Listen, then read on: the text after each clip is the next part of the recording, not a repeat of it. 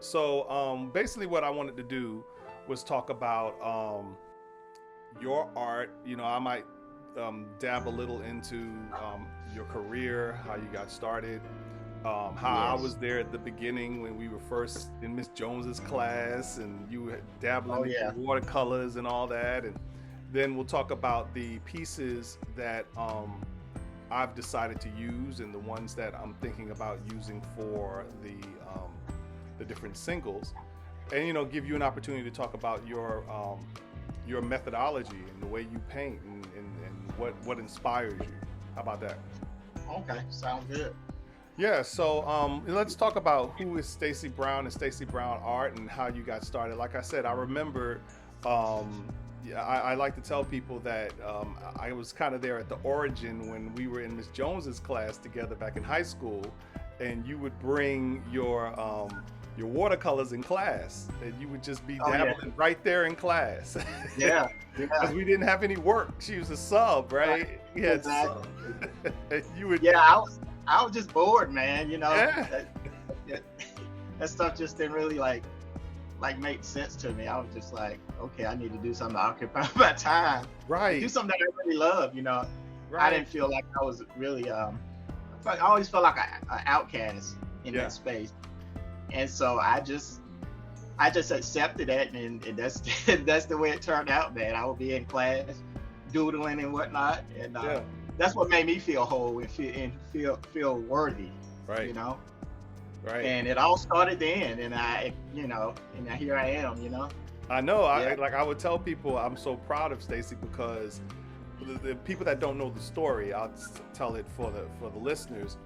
Miss Jones yeah, was the teacher that we all wanted to take our senior year in yeah, biology, yeah, and she wound up retiring, and we had a long-term sub the entire year. Like, we yeah, had different subs, and we never had any work. It was just like little yeah, worksheets and yeah. I remember just that. busy work. And I remember you coming in class and you Yeah. just had your work, your watercolors, and you would Oh, just be leaving. I yeah, think you would just be leaving art class or something, and yeah, yeah, you just yeah. continued your projects That's right. Yeah, it was for not a like the game. entire year. I did not turn it off. Yeah, you'd be in there Yeah, dabbling. yeah, yeah. It was something, I knew then that, that's what I wanted to do. Yeah, yeah. So I And was hey, there at the beginning of that. That's just so awesome to think about that, man. yeah, that's powerful for you to. I mean, you're the only one, only few that knew me back then and knew that situation. Yeah, So that's yeah, great to talk about and let the people know how it all started. yeah. And then you carried that throughout college. So tell me about what happened after graduation, just briefly. Like, I know you went to art institutes and you worked for Disney for a little bit. Could you talk about that? Yeah, yeah. I went to the Art Institute and studied graphic design. That was a very great experience. I mean, all like-minded people together doing some cool stuff. I mean, that was real cool. But at the Art Institute, it was mostly geared towards the commercial space. You know, Hmm. all colleges pretty much condition you to get a job. As Hmm. far as being an entrepreneur in art, that's something that I found later. Once I got out of school. So, but Art Institute it taught me a lot. It taught me being around some very talented people. It allowed me to push myself. Hmm. You think you're the big fish when you go to those schools like that. You see a lot of talent that helps Everybody's you grow. talented. Yeah, yeah. Yeah, so I left Art Institute, did the graphic design thing, did that for a while. Then I connected with other artists and saw how they was doing it full time, and that's how I learned how to, apply my talent into a business. Hmm. Yeah, Hmm. and to start from doing shows, I would do a few local shows in Atlanta, and then saw how the public would gravitate and feed to my work, Hmm. and the fulfillment that you get from the audience, and then they pay you money for it. It's just so many different levels of gratitude that comes Yes, with that. First, yes. you create the piece and you show it, and the public loves it, and then the monetary things come later. Right, right. It's Absolutely. interesting how you said the gratitude, the feeling of appreciation and the completion that you get from having created something out of nothing, right? Like, Yeah, before yeah, you did this, it did not exist in the universe, right? And then absolutely. you create this beautiful piece of work, and then people buy it, purchase it. That means that they assign it value, and now something that came from out of here and out of here is something that they take with them, and it makes their life better. And I think that's where you and I are aligned. You with art and me with music. You know. Yeah. Before last year, none of this existed. This EP did not exist. These ideas did not exist, and they came from nowhere. You know, they came from out of here and here, and now people will assign value to it and say, hey, this is something that makes my life better. So I totally relate with that. The artist is beautiful, man. I found the relation with musicians, you know, fine artists, dancers. I mean, it's all expressing your emotions, and absolutely connects with somebody in the world, and you can have no idea who that person is going to connect with. Right. And all you got to do is, as artists, it's our responsibility to create and just put good stuff out there and keep it real, and it's gonna connect to that person. Yes. You know, and change their lives. Let's talk about the pieces that you chose that you thought would fit when you listen to my music, and you said, hey, I think these will fit in the project. Let's talk about those pieces, why you chose those pieces. Yeah, one of those is called a 3-Man Band, and that whole series that you picked, those were sketches that literally came from when I was working in corporate as a graphic artist. Wow. Going back to school, I supposed to be on a computer doing work, but here I am on the side doing it. There you go again, dabbling. I never stopped. And that series called Jazz Expressions. I mean, I built up a whole collection of thumbnails that I would sit while I was at work on my computer. Right. And I just kept them, and then later on I just incorporated them into we add color and texture, jazz pieces.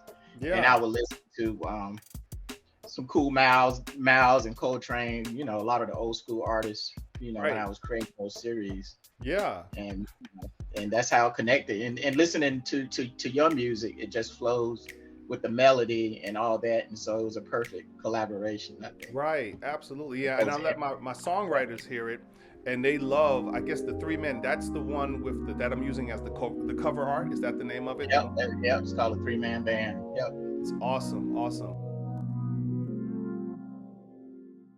And so tell me the other ones. There's one that has really a lot of abstract colors. It looks like a 4-man band. And it's just, it looks like a Jason Pollock. It's just a lot of... Yeah. All that series, that's a part of my Jazz Expression series. And that's when I listen to my music and I just have no idea where it's going. And I just kind of listen to the music and just start throwing color. And then I just kind of improvise, just like the musicians do.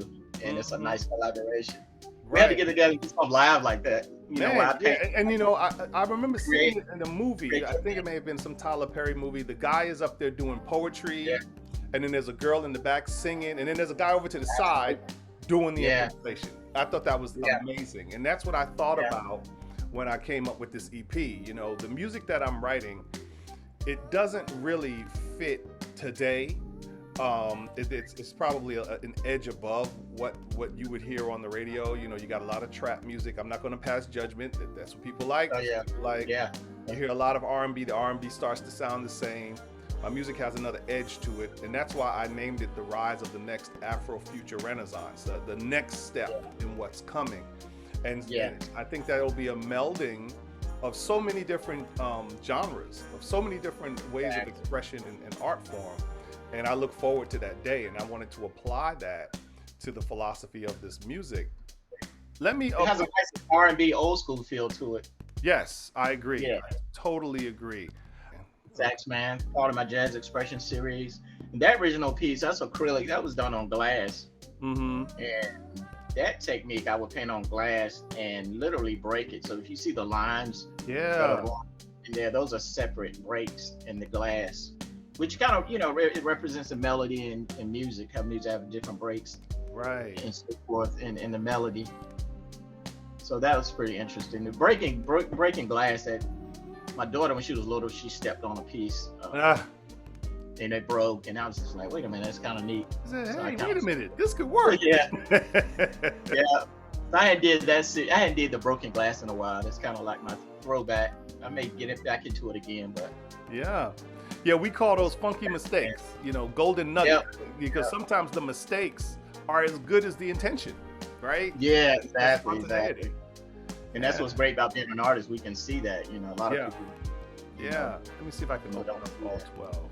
Okay, here we go. Yep. And so, is this a woman or is this a man? Or does It could matter? be whatever you want. It could be Whatever whatever you you want. This Mhm. day and time. Right. Right. It's just one of those pieces that it's a person that's kind of holding a flute or whatever you can make out of it. But I just kind of focus on the flow of it and the colors.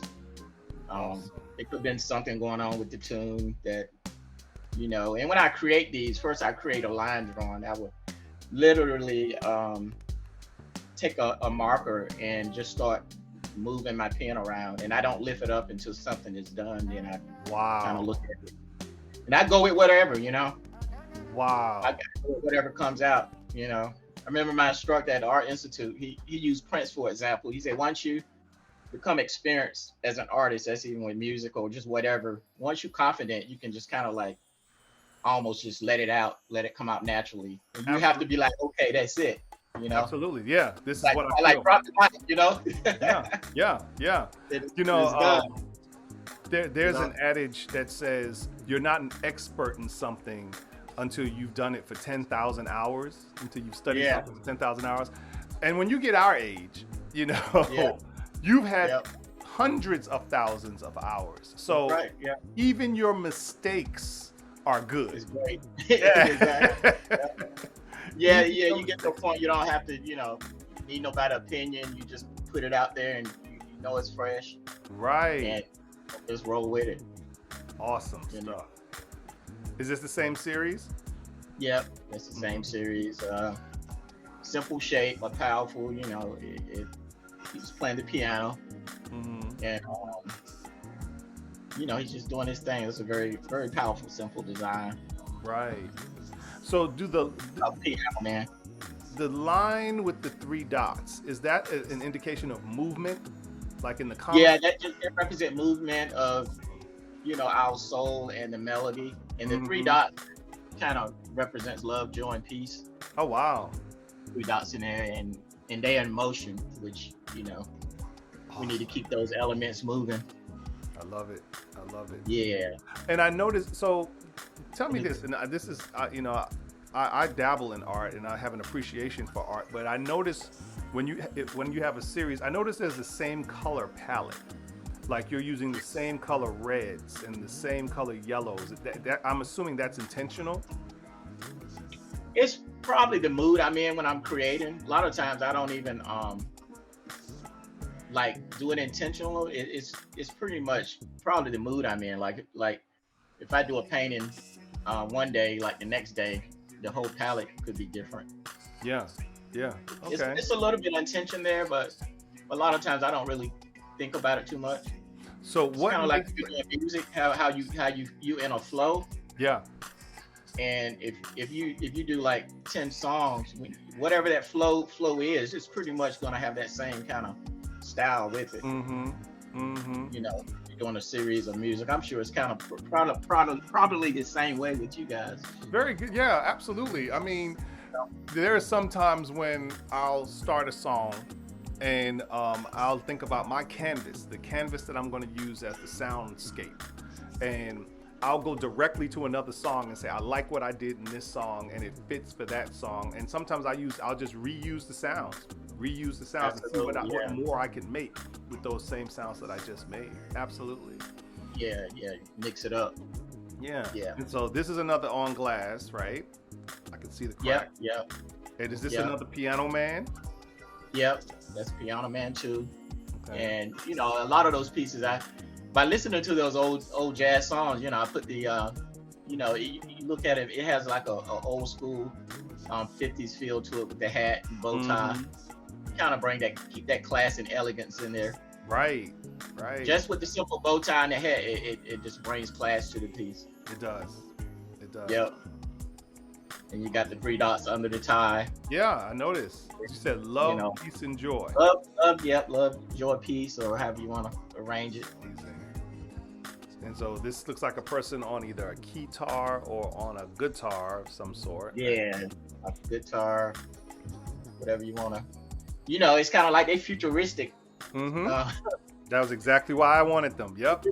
Instruments, you know. Yes. Yes. And that comes from just letting my pen do its thing, and you know, and not freaking out because it don't look exactly like a, you know, the instrument that we're accustomed to seeing. Right. You know, so, who says it needs to look that way? You know. Just generally, what inspires you? What who inspires you? Are you a Jason Pollock? Are you a Romare Bearden? Or where you come from? I say a little bit of everything. You know, I like Pollock, Bearden. You know, a lot of my fellow artists. You know, just life, listening to music, and just being out in life. Because I usually do a few genres. I either paint in jazz series, which you know that's when I listen to my music, and landscape, because you know, as you know, I'm from the country, and that's all we did is been around trees and nature. That's right. And I have my urban series, which I create from, you know, being in the urban community in West End Atlanta. Yeah. So I'm entrenched in, you know, in the neighborhood. So that's what I paint. Mm-hmm. Mm-hmm. So my surroundings really, and you know, inspire me. Right. You know, to create. This young lady, she's a beautiful black woman, and she's playing a double bass, a big double bass. Yeah, she's part of the whole instrument. You know, you got her figure there, which is a part of her instrument. And the middle part, it could be like a record. Yeah. And also, that's like that whole shape there is like a, you know, the symbol, the music symbol. Yeah, it is. It looks like a treble clef. That's right. Yeah. Absolutely. Yeah, I think I might use this one for all I need. I like that. Awesome. And this is the one I was talking about. That looked like a Jason Pollock. I like that. Yeah, I was definitely inspired by my man Pollock, just splattering color. I had a lot of fun doing that piece. I can see it. I can see Yeah. I think I had my music going, had a few drinks going. I probably was dancing and everything. Because I was just throwing color down, and I was just kind of seeing images and just pulling out whatever I saw. Right. As I was creating, you know. So I'm looking at maybe 1, 2, 3, 4, 5, 6, 7, probably about 7 or 8 different colors, and they all seem, and this is probably an artistic discussion, they all seem to complement each other. Like the color wheel seems like they all like. I guess as an artist, you master the use of the color wheel to know not to put in a wrong color, or is there a wrong color? I don't really think it's a wrong color. I mean, if you use a wrong color, you just make it work, you know. Yeah. But you know, a part of the foundation of art, you know, there's complementary colors, primary colors, and certain colors. You know, it's certain, as they say, so-called foundations of art that you learn, and it becomes a part of you. Then when you get that and get out and improvise and start creating, I think it all kind of comes out. Yeah. And then you're able to bend the rules with it as well, you know. Right. Because a lot of times when I create, I don't sit and think about the color. I just pretty much, I guess, know. Yeah. From my background, what I was taught, and it just, you know, all that kind of comes out and play together. Absolutely. Love it. Love it. And then we got another one on glass. I can see it now. I can see the breaks. So did you? Yeah. How do you intentionally did you stomp it up here and you just let the cracks go? That piece right there, I control the brakes a little. I turn it on the backside and score the line. Okay. But some pieces I just literally just drop and it breaks into a whole bunch of pieces. But you just keep it. That's how much patience I have. But that one I wanted to kind of keep clean lines that tied into the horizontal lines. Right. And so then once you break it, you take a picture of it. Is that how it works? Once I break it, it pretty much stays kind of in the same form because of the acrylic paint that's on the glass. It holds together. Mm-hmm. Yeah, and then I remount it on a it's like a white wood background. Okay. Yeah. So this is a picture of the actual glass being broken mounted on a background. This is not. Yep. Right. Oh, Then I took a high-res image of it. Now, of course, yeah. I sell them as prints on Etsy. Awesome. Yeah. Awesome. All right. He was looking like he was playing some type of futuristic instrument. Yeah, kind of like a futuristic flute. Yeah. Same concept. Yep. It's called the yellow sax. Mm-hmm. I played around with the exaggerated shapes of the sax, Right. and once again, that's what came out as a sketch. So I said, okay, Yeah. I like it. Let me apply color to it, Right. and yeah, and just kind of go with it. Right. And then this one is our cover art, the 3-man band. Tell us about this one. Yeah, yeah. That was a very interesting piece. It has a very I would say it's like it has that whole Paris feel a little bit. I don't know if you can feel it. Yo, yeah. bit. It looks avant-garde. You know, it reminds Yeah, me of a future 1950s futuristic vision of the future of these guys playing this music. And what's interesting is myself, Darrell, and Kenny. There's 3 of us, so they immediately gravitated toward this one. So it's Oh, perfect how about that? the way Yeah. it worked out. Yeah, and I got the multicolor faces that kind of Yeah. represent, a multicultural, diverse Yeah. piece. The And that's part eyes of the almost- Express series, yeah. Yeah, the I'm sorry, eyes but- almost look like something like from a Latin American art, Yeah. like a Mayan Yeah. art almost. Yeah. Absolutely, it has everything in there. It Mhm. touches all cultures, everybody. Now, is this Anybody. piece is it a relief? I see. Are these buttons? Are these wheels? Or what are these? The round The areas. round, they just represents movement, elements, music. Are they actual? It was actually wood cutouts. That's what I was going to ask. It looked like Yeah. they're lifted up off the paper, like wood, right? Yeah, the piece was executed on canvas, and those are wood cutouts. And these lines here, which you can't really see, those are done with wire. Okay. Yeah, I And see right It's there. a nice three-dimensional mixed media piece. Love it. Yeah, I love it. I was about to say mixed media. That's the word I was looking for. Right. Yep. So that a mixed media piece. So that original is over my couch. Oh, okay. Yep. Awesome. Love it. How big is it? That piece is probably about 45 by 55. Wow. It covers a nice, large size couch. When I first got into college, I did a 50 by 50, man. That thing was huge. I still have it. It's in the garage. I was dabbling Okay. with acrylic. I'll send you a picture of it, man. Yeah, I like to see it. Yeah. Have you selling your art after a while? No, I'll leave that to you. I'll stick to the music. I understand. Okay, and this one of the second to last one. It looks like a part of the earlier pictures that we were seeing. Yep.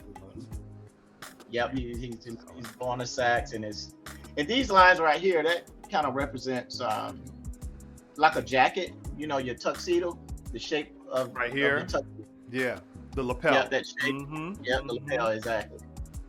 Wonderful. And he's connected, to the instrument. Yes. I noticed you That's do what that I- a lot. You try to make the player and the instrument one. Like Yep, the music exactly. that combines them. Yeah. And that goes back to what we're doing, how we're connecting with your music and my art. Exactly. It's all connected, man. It's And I all the think same, people would be yeah, better if they energy, man. realize that. Absolutely. Yeah, the world has to have it. It does. It does. No, I don't care what anybody says. The world is better off with artistic expression. We kill each other. Yeah, yeah. And the last It amazed me how that's the least popular subject in school. the right. arts. How you have to keep fighting for the arts, right? You have to keep Yeah, exactly. fighting for music. They'll throw away a music program, but Yeah. they'll keep all this other craziness, man. It's ridiculous. Exactly. Yeah. And so this is another broken piece, and it looks like he's playing a futuristic instrument. Kind of the same theme, right? Yeah, same thing. And he's connected once again. And it's really all about shapes, movement, and and the feel you get from it, Yeah. and it's something you never seen before. It's something that is kind of created from my spirit, my soul, without even erasing anything. Yeah. Just That this flow. Yep, Hmm. yep. It's good stuff. That's what you get from musicians when they improvise. It's the Yes. same thing. Yes. Yeah. And with improvisation and also with creation in itself, when I Yeah, sit down and I do and I'm doing a piece and I'm laying in my ideas. It isn't necessarily like I'm sitting in and meticulously planning things out. I'm yeah. feeling how the sounds feel to me and how the lyrics feel to me. Like I have my lyrics here, in which I'm going to do a little series on Facebook and show how the lyrics are. They're just doodles. They're There you go. just I didn't like sit down and think, it was a flow. It was an improvisation in Yeah, itself, and then I locked that in and put it on top of the song. that's great. Yeah, Yeah. So yeah, yeah, that's great. absolutely, totally get it. Yeah, I'm Um, excited. Can't wait to get back in that space. I've been more so busy, pretty much selling my prints from my social space. right. So I'm excited about getting back in there and doing some new stuff. I can't wait. I can't wait, man. Yeah, absolutely. And so yeah, I will definitely be choosing 5 different images to attach to each release. And so when we release the song, it'll have its own image, and then the cover, the EP will have its own image of the total package of songs. So Great, pretty cool. great. I'll let you know which ones I choose, and then I'll go ahead and make the purchase for them, and you'll be getting representation. Sounds good. Tell the people where they can pick up your art. Where's Stacey being sold online? You can go online, sbrownart.etsy.com. That's where I sell most of my prints. If you want some originals, you can message me from that site. But mostly I sell my prints. I do have some originals that I will depart from. But that's something I deal on a one-to-one basis. Mm-hmm. So as far as my originals, you just have to kind of reach out to me. Right. And Absolutely. but my prints it's online, sbrownart.etsy.com, Got it. or at sbrownart Instagram. Okay. Absolutely. So I'm excited about the collaboration. I am too. Yeah. I really, really am, and I'll be getting with you in a few weeks to let you know the ones that I choose. The release. I'm having a soft release, which is kind of like a pre-release, give people just a taste of the music from December 20th to Christmas to the 25th, and I'll be releasing just All I Need and What's Your Name, and then the real release will be February 15th, and that's when the whole thing will start coming out, and every week or so we'll be putting all of the songs out. And it's only 5 songs, but we'll Okay. want to get as many as possible, and also sell the EP too. So. Okay. Sounds good. Well, Can't man, wait I to see it. appreciate it, man. Do you have a favorite? Did you listen to it? Did one stand out to you that you really like? Well, I like the good morning because Okay. that's my favorite time of the day, in the morning. Have my coffee and Yeah, very quiet. You know, quiet. Most quiet, peaceful time of the day. That's why I it like it. is. It's the I'm time kind of when fear and connect with my reasoning hasn't set in, and you're just ready yeah, to jump in the day, right? That's yeah, right. exactly, It's good exactly. So, stuff, man. Well, Stacey, yep. thank you so much for doing this with me, and let's keep it going, man. I appreciate you giving me your time. All right. Thanks for reaching out, man, and It's a you take care, blessing when bro. I wake, so I lay here in a daze, just to see a smiling face. So I say hello, love. On my knees I'm waiting. Down here I'm just praying how I'll say good morning to you. I wait to see the rising sun. Now the day has just begun. We're two and now we're just one. And I say hello, love. On my knees I'm waiting. Down here I'm just praying how I'll say good morning to you.